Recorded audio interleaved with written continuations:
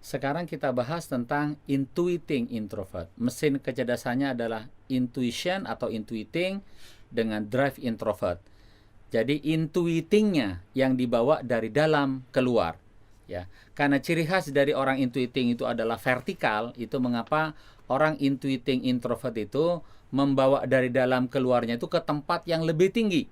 Itu mengapa orang intuiting introvert punya kecenderungan ingin mentransformasikan dirinya, pikirannya, ataupun idenya kepada level yang lebih tinggi, kepada perspektif yang lebih tinggi. Orang menyebutnya meta perspektif. Nah, orang intuiting introvert itu dia menyukai sesuatu yang bermimpi dengan hayalan yang di atas realitas yang bisa dia jangkau. Itulah intuiting introvert.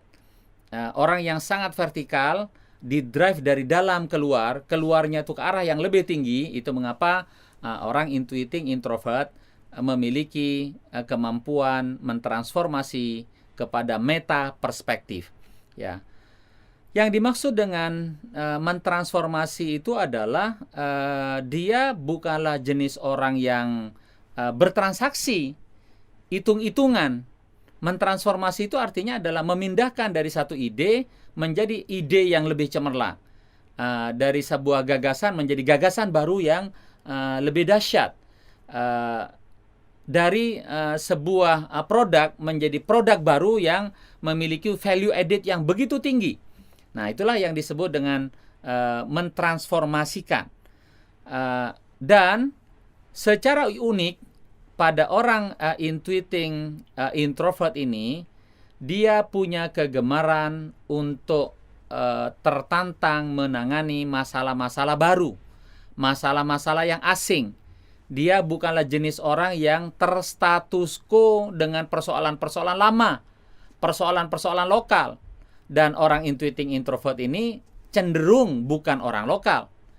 Dia memiliki sesuatu itu menjelajah ke sana kemari begitu tingginya. Ya, ini orang langit yang terbang setinggi-tingginya. Dan ketika dia pergi ke level yang lebih tinggi itu pun dia kerap mencari masalah-masalah baru. Dia mencari masalah-masalah asing. Bagaimana terjemahnya dalam kehidupan sehari-hari? Wajar kalau orang intuiting introvert ini dia akan menyukai kawin dengan orang yang bukan satu suku, bukan dari daerahnya, karena dia menggunakan meta perspektif tadi, menggunakan perspektif yang lebih tinggi. Seseorang yang berasal dari katakanlah Semarang, kemudian dia memiliki pertimbangan bahwa Jakarta itu lebih tinggi daripada Semarang budayanya, maka dia dari Semarang lebih senang dikawinin oleh orang Jakarta. Orang Jakarta menganggap bahwa Singapura lebih tinggi, New York lebih tinggi, maka dia lebih senang dikawinin oleh orang Singapura dan orang New York. Nah, orang intuiting introvert pergi lebih jauh melampaui situasi lokal. Dan dia menyukai hal-hal yang asing. Nah, karena menyukai hal-hal yang asing inilah, itu mengapa orang intuiting introvert ini memang seperti anti kemapanan. Dia begitu reformis, dia menyukai perubahan karena kerap dia berubah dari satu topik ke topik yang lain, dari satu ide ke ide yang lain, dari satu masalah ke masalah yang lain, sepanjang keseluruhannya itu adalah membuat dia ditarik ke atas. Intuiting introvert selalu ingin pergi naik, terbang tinggi ke atas, dan apapun yang menjadi pencetus untuk dia naik ke atas itu adalah menjadi makanannya, ya. Sesungguhnya cara kerja otaknya orang intuiting introvert ini, dia bukanlah jenis orang yang terspesialisasi kepada satu jenis pikiran tertentu. Dia lebih merupakan whole brain, keseluruhan yang sedang mempolakan sesuatu. Jadi intuiting introvert ini punya kemampuan berpikir lebih komprehensif, meskipun pasti akan kalah dengan orang insting. Dia bisa berpikir lebih holistik meskipun akan kalah dengan orang insting, tetapi holistiknya dan komprehensifnya orang intuiting introvert ini menggunakan konsep, menggunakan standar di level yang lebih tinggi, menggunakan meta perspektif tadi, sehingga dia bergerak di level yang lebih atas. Nah, bukan terspesialisasi, tetapi dia menggunakan whole brain yang mentransformasi dan mempolakan pikiran kepada peringkat tertentu.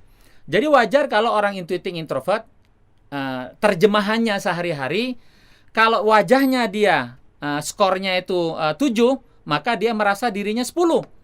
Nah, itu orang intuiting introvert, dia over pede, kepedean.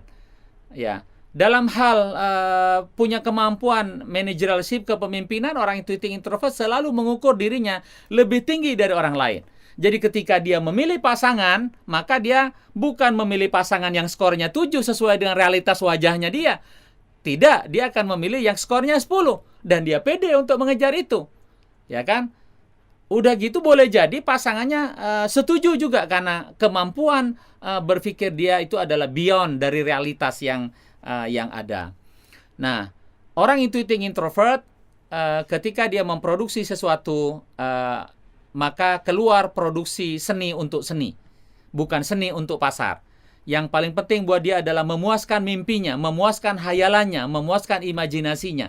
Tidak peduli apakah orang lain suka atau tidak suka, yang penting dia merasa bahwa dia telah mencapai sebuah tingkat kesenian pada level tertentu yang dari hari ke hari menjadi lebih tinggi.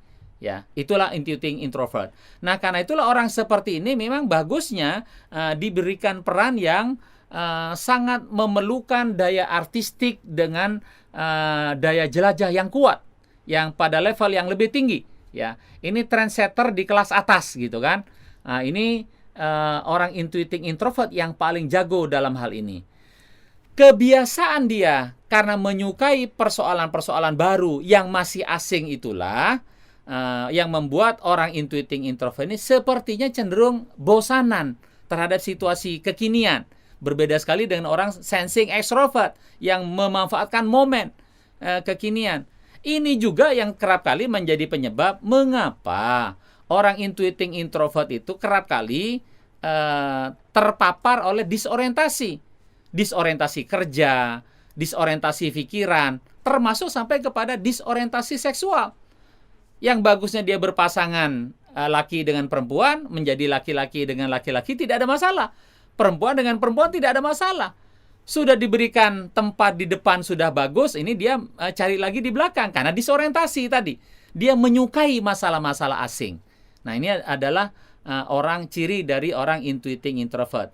Nah, memang kebetulan faktanya seringkali terjadi, kita perhatikan kalau orang intuiting introvert yang laki-laki akan tindak tanduk gerakan badannya seperti kemayu, yang perempuan itu seperti macho, tomboy. Nah, ini terjadi pada intuiting introvert. Jadi, masa kecil dari kita, anak kita yang intuiting introvert ditandai dengan seperti ada disorientasi yang berbeda.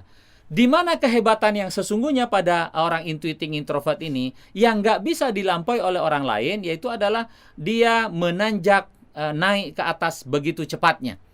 Seringkali malah orang yang di bawah itu agak ketinggalan dan keteteran. Maka kalau dia menjadi CEO, CEO-nya udah pergi kemana, bawahnya masih di mana.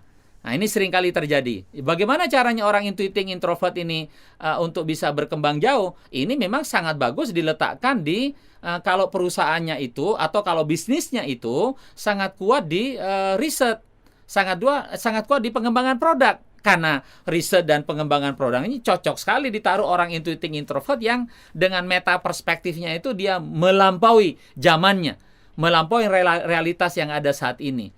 Nah, intuiting introvert itu adalah agen perubahan.